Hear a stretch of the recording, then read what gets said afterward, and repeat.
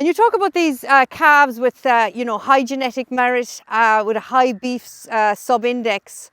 What do they do? What does that mean in real terms at farm level, when you're going on to rear them and finish them? What's the difference between these really good ones and the average to poorer ones? Yeah, so I suppose the key question is always asked to me by farmers is, do the indexes work? Or how, and look, what we found on the farm here, we've put through 4,000 animals. We've progeny tested 153 bulls.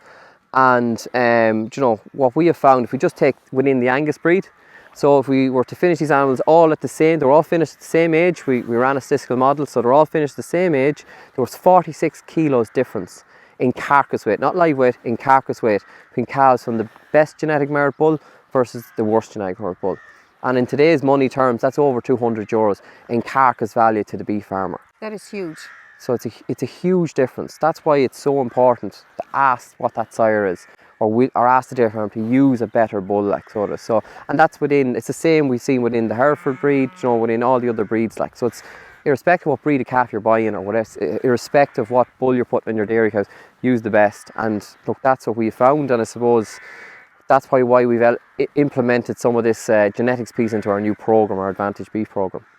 Because our goal in the NCBC breeding program is to have buns available for the Munster bovine and Progressive Genetics customers that are profitable for the beef farmer.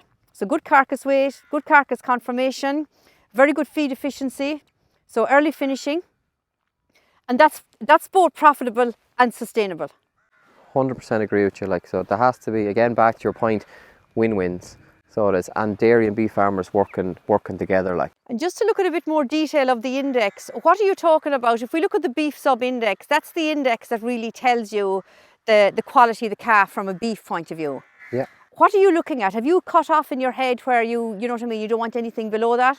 Yeah, so I suppose on the back of what results we've seen here on the farm, we've launched a program called Advantage Beef Program, which we're given a 20-cent bonus to cattle, and part of that is we've set a minimum genetic merit standard for dairy beef calves and suckler bred calves, and for the dairy beef calves we've set a minimum of €35 or greater for the beef calves. Look, that's the very minimum.